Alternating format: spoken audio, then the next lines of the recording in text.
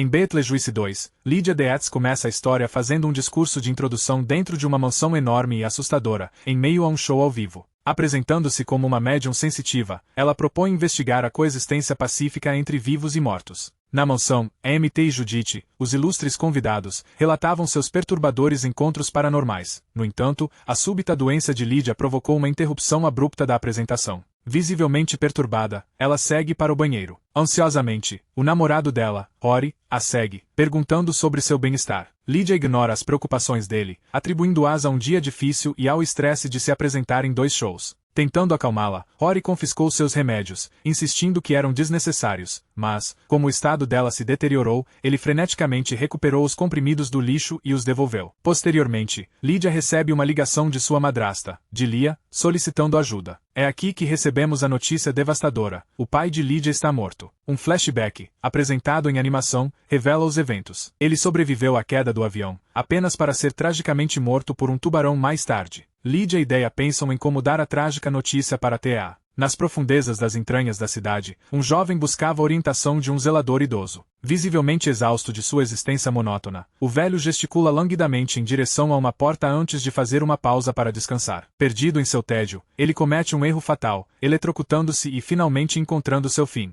Posteriormente, Dolores chega dramaticamente, remontando-se fisicamente. Apesar de ter sido desmembrada e espalhada em vários recipientes, ela meticulosamente se grampeia de volta, recuperando sua aparência formidável e característica. Dolores está procurando por Beetlejuice e está interrogando o senhor idoso que encontramos. Quando ele retém a informação que ela busca, ela drena sua força vital, deixando uma casca vazia. As tentativas de Lydia de contatar Astra sobre o falecimento do avô não estão sendo bem-sucedidas. Simultaneamente, conhecemos Astrid durante o seu dia de aula. Portanto, Lydia e Delia devem ir à escola para comunicar a notícia diretamente. Durante a jornada, eles revelam que o corpo de Charles está a caminho de Winter River. Agora, vamos direcionar nosso foco de volta para Beetlejuice e seu excêntrico grupo. Assim que chegam ao rio, Delia informa a SD sobre o falecimento de seu avô, implorando que ela ofereça um pouco de compaixão à sua mãe, principalmente neste período difícil. A SD, no entanto, responde com frieza, falando com Lydia. Ele informa a Beetlejuice que o nome dele surgiu em uma investigação ativa, referindo-se à mulher que o perseguiu, aquela que se reconstruiu. Wolf Jackson,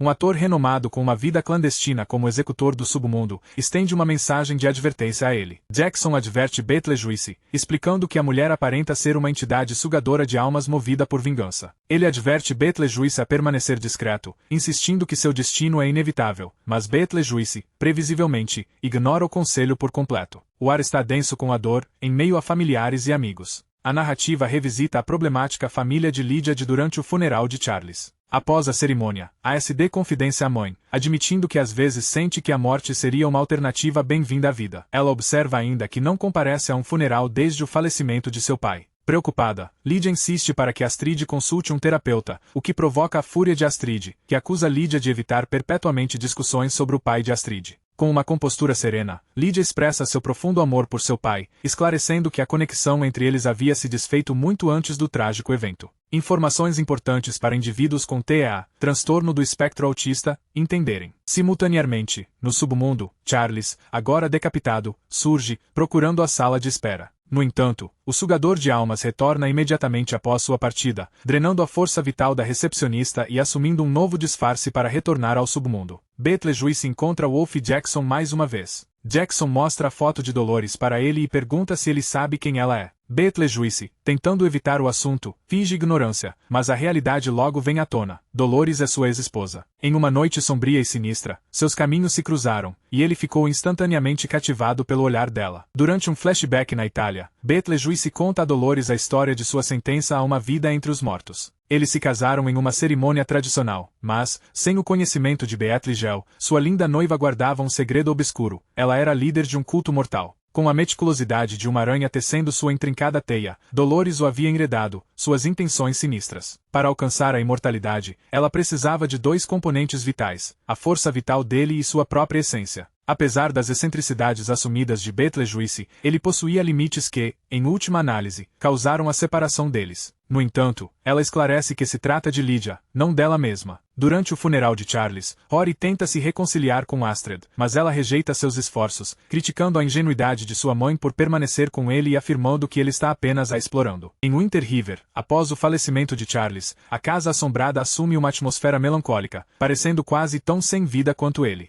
Durante seu discurso, Rory relembrou o desejo inabalável de Charles de abraçar a vida e perseguir suas paixões. Inúmeras pessoas estão interessadas em adquirir a propriedade icônica no momento. Movido pelo momento, ele impulsivamente pede Lydia em casamento, sugerindo um casamento no Halloween, daqui a meros 2 dias. Rory declara que deseja compartilhar seu futuro com ela. Enquanto Lydia vacila, ele observa que, em meio à dor generalizada, o amor deles parece igualmente sem vida. Após muita deliberação, Lydia o beija, um gesto que Rory interpreta erroneamente como consentimento, provocando uma celebração familiar enquanto uma Astrid visivelmente perturbada parte furiosamente em sua bicicleta. Consumido pela distração e frustração crescente, Ast causou um engarrafamento, mal evitou uma colisão e, eventualmente, invadiu o cercado do vizinho. Jeremy, um jovem, a ajuda a se levantar, perguntando sobre sua presença em Winter River. A ASD manifesta seu apoio a Charles antes de fazer a transição para uma discussão sobre seu próprio pai. Ela esclarece que ele tinha um espírito livre e deixou sua mãe depois de optar por se mudar para o Brasil, o país onde sua mãe passou a vida inteira. No fim das contas, ela revela que sua mãe é Lydia Deetz, confirmando a discórdia familiar e o impacto duradouro de traumas passados. Nas profundezas espectrais de Erie, o agente do Allen Wolf Jackson é alarmado por um relatório perturbador. Dolores desencadeou sua vingança, devastando implacavelmente em sua busca por Beatrice Gels. A crescente confusão que ela está causando exige que localizemos Beetlejuice antes que ela o faça. Sempre oportunista, Beetlejuice examina o jornal e percebe o nome de Lydia Deetz mencionado no artigo sobre o falecimento de Charles. Ele imediatamente agarra-se à tragédia como uma oportunidade de ouro para se reconectar com o mundo dos vivos. Adamto foi instruído a colocar várias caixas no sótão para armazenamento. Durante suas explorações, ela descobre uma réplica em escala do rio Winter. Dentro da simulação, ela se depara com um anúncio peculiar prometendo comunicação com Beetlejuice. Ao examinar mais de perto, ela encontra uma caixa etiquetada como Richard e descobre fotografias desbotadas de seus pais guardadas lá dentro. Naquele exato momento, Lydia entrou no sótão. Uma mistura agridoce de nostalgia e dor cintilou nos olhos da mãe e da filha enquanto elas olhavam juntas as fotos. No entanto, ao notar a propaganda de Beetlejuice, o rosto de Lydia se transforma. Com um pânico crescente, ela adverte Asra sobre as terríveis repercussões de pronunciar o nome de Beetlejuice 3 vezes e a proíbe terminantemente de retornar ao sótão. Após o incidente, Lydia encontra consolo na companhia de Delia.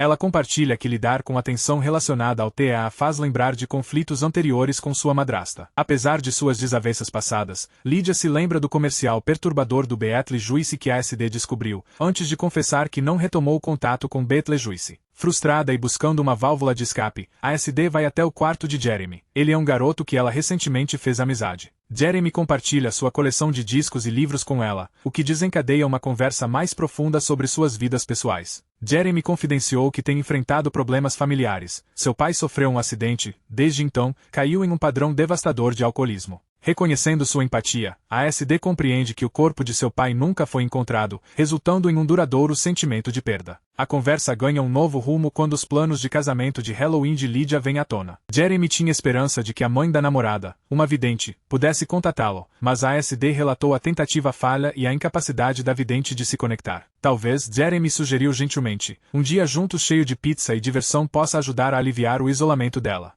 Rory está planejando um casamento extravagante com entusiasmo, enquanto Lydia imagina uma cerimônia menor e mais intimista. No entanto, o que realmente a atormenta não são os preparativos do casamento, mas as aparições persistentes e perturbadoras de Beetlejuice que parecem seguir cada passo seu. Finalmente chegando ao seu limite, Lydia foge desesperadamente para o sótão, gritando para Beetlejuice deixá-la em paz. Preocupada com o comportamento cada vez mais estranho dela, Rory a segue até o sótão e pergunta o que está acontecendo. Lydia, exausta e desesperada, decide revelar a verdade sobre Beetlejuice para Rory, admitindo que ele não é apenas uma memória, mas um perigo presente. Assombrada por um passado que por muito tempo reprimiu, Lydia revela tudo a Rory, hesitante, libertando-se dos medos adolescentes que ainda pesavam sobre ela. Ela conta sobre um demônio malévolo que, aludindo aos incidentes do filme anterior, atormentou sua família e tentou coagi-la ao casamento como forma de ressuscitar a si mesmo. Agora livre daquela provação, ela se sente assombrada pelo tormento renovado do demônio. Com a voz trêmula, ela avisa Rory que pronunciar o nome dele 3 vezes invocará Beetlejuice novamente. Com uma determinação sombria, ele profere o encantamento proibido: Beetlejuice, Beetlejuice, Beetlejuice.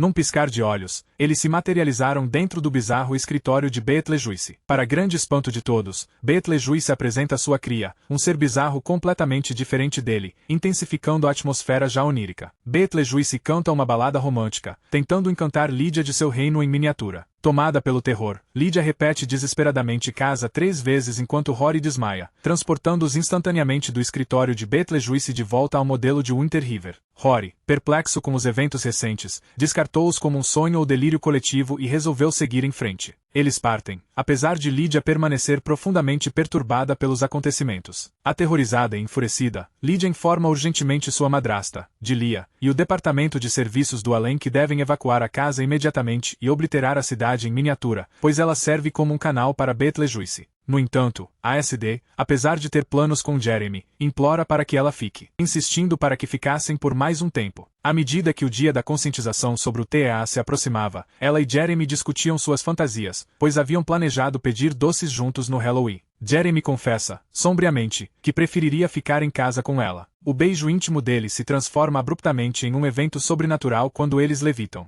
Aterrorizado, a SD se encolhe, exigindo saber a verdadeira natureza de Jeremy, percebendo agora que ele está longe de ser comum. Para seu desalento, ele confessa sua natureza espectral. Jeremy relata um incidente passado onde, enquanto roubava cervejas do pai, ele caiu tragicamente de uma casa na árvore e faleceu instantaneamente anos atrás. Desde então, ele permanece confinado à casa, com seus movimentos restritos à vizinhança da árvore. Mas ao conhecer a SD, tudo mudou, ela finalmente o enxergou, um fenômeno até então desconhecido. Embora confesse seu verdadeiro afeto e desejo por uma vida juntos, uma profunda turbulência interior o compele a declarar a união deles impossível, citando a própria morte e a continuidade da vida dela como barreiras insuperáveis. Com uma determinação inabalável, Jeremy confidenciou que existia um caminho para que ficassem juntos, mas a advertiu para não contar nada à mãe dela. Para compensar sua ajuda, Jeremy garante a ST uma última reunião com o pai dela para uma despedida final. Tentando parecer casual, mas por dentro ansiosa, Lydia comentou com uma amiga que tinha deixado Astrid na rua Jefferson, omitindo suas preocupações persistentes com a segurança dela. A amiga dela respondeu instantaneamente com preocupação, mencionando que aquela rua sempre pareceu inquietante, especialmente considerando a infame casa do assassinato no número 125, o exato local onde Lydia abandonou o ASD, que permanece não vendida. O amigo revela que, 23 anos antes, Jeremy tinha sido uma ameaça. Após Jeremy assassinar seus pais, ele fugiu para sua casa na árvore para evitar ser preso. Durante sua tentativa desesperada de fuga, ele sofreu uma queda fatal, sucumbindo a uma fratura no pescoço com o impacto. Movida pelo pânico, Lydia corre em direção à casa de Jeremy, tentando desesperadamente salvar Ast. Ast recita um feitiço que Jeremy lhe deu, e ambos atravessam para o mundo dos mortos. Sem o conhecimento de Jeremy, ele guia a SD em direção a uma porta envolta em mistério e consequências imprevistas. Lydia não conseguiu impedi-los de partir. A porta fez um clique ao se fechar. Delia, a madrasta de Lydia, está lidando com um luto profundo após a morte de Charles e organizando uma exposição de arte como uma expressão catártica de sua dor. Tragicamente, as cobras que ela usava, compradas sob a falsa premissa de que eram inofensivas, não eram. Astrid, ainda abalada pelos eventos recentes, entende que seu único recurso é buscar a ajuda de Beetlejuice e leva o livro de Jeremy, procurando por respostas em suas páginas. Beetlejuice expõe a decepção de Jeremy, revelando que ele manipulou Astrid para trocar a vida dela pela dele, condenando-a a uma jornada só de ida para o além. Em uma tentativa desesperada de resgatar sua filha, Lydia concorda, a contragosto, com a proposta sombria de Beetlejuice. Casamento, a única maneira de deter a perseguição implacável de sua ex-esposa Dolores. Embora repugnada pelas implicações do acordo, Lydia consente. Para resgatar a SD, ela assina o pacto, após o qual Beetlejuice conjura um portal para o mundo inferior, levando Lydia embora. Na pressa, no entanto, negligenciaram fechar a porta, permitindo que espíritos perdidos do além infiltrassem a casa mal assombrada e desencadeassem um pandemônio completo. Simultaneamente, no reino dos falecidos, Wolf Jackson é notificado de uma infração significativa, código 699, sinalizando a entrada não autorizada de uma pessoa viva no submundo. Ele envia seus agentes sem demora para localizar Beetlejuice e Lydia. Delia, tendo falecido, materializa-se na área de passaportes do além, enquanto Astrid começa a experimentar uma sensação incomum.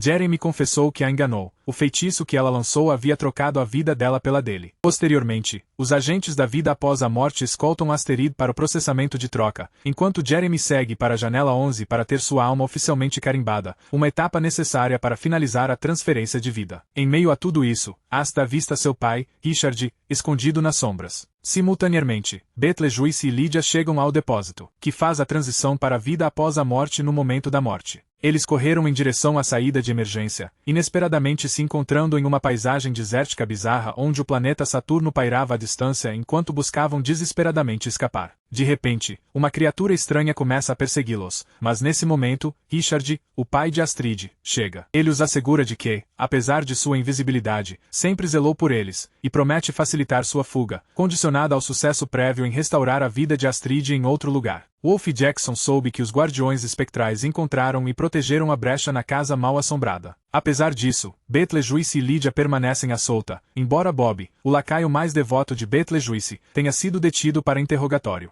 Presa na vida após a morte, Delia busca freneticamente a ajuda de Betelgeuse. Ele consente, mas apenas se ela o ajudar a concretizar seu casamento com Lídia, considerando a fuga de Lídia para resgatar sua filha. Lídia, Astrid e Richard finalmente chegam, aparentemente tarde demais para desfazer a troca de vida, mas Betelgeuse, astuto como sempre, está à espera. Sem piedade, ele condena Jeremy ao inferno, garantindo assim que o pacto original entre Jeremy e Lídia permaneça válido. Ao perguntarem sobre Delia, descobrem a triste realidade. A madrasta de Lídia permanece falecida devido ao veneno da cobra. Lídia e Astrid enganaram a morte, chegando a tempo de impedir o casamento. Betelgeuse está explorando sua forma fantasmagórica em seu esquema manipulador. Betelgeuse então lembra a todos do contrato assinado por Lídia, obrigando-a a cumprir sua promessa de se casar com ele diante de Rory e uma coleção de influenciadores que ele reuniu como testemunhas. Depois que Betelgeuse injeta Rory com soro da verdade, Rory admite a todos que sua única motivação para se casar com Lídia era a riqueza dela. Ele revela ainda que sua ex-noiva não havia morrido, mas sim embarcado em um retiro com intenções exploratórias em relação a outras mulheres. Furiosa, Lídia usa uma luva de boxe fornecida por Betelgeuse para golpear Rory, revelando sua verdadeira forma.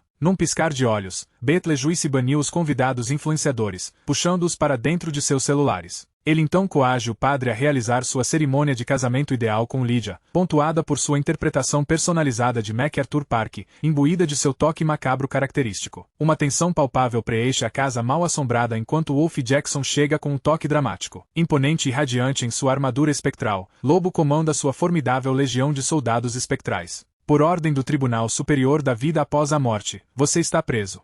Besouro, é você. Urso troveja, sua voz ecoando como um trovão. Betelgeuse, que até então parecia estar no controle, girou lentamente, com um sorriso malicioso se espalhando pelo rosto. Você está chegando bem tarde, não é? Betelgeuse, com um estalar de dedos, liberou uma onda de poder sombrio. Suas posturas rígidas lhes dão a aparência de estátuas imóveis. Você tem mais alguma estratégia escondida aí, camarada? Com o rosto crispado, Wolf luta contra o encantamento antes de finalmente sucumbir, seus olhos mantendo um fogo furioso e congelado. Betelgeuse gargalha, rodopiando em volta dos soldados congelados e provocando-os. No entanto, seu momento de triunfo é interrompido bruscamente quando a temperatura do cômodo despenca. Uma figura familiar emerge das sombras, uma que Betelgeuse conhece muito bem. Dolores, sua ex-esposa, possuía uma graça letal. Betelgeuse, ela diz, a voz como uma adaga afiada, enquanto avança com uma calma mortal. Você deve me acompanhar permanentemente a partir de agora. Este jogo se prolongou por um tempo excessivo. O sorriso de Betelgeuse vacila levemente.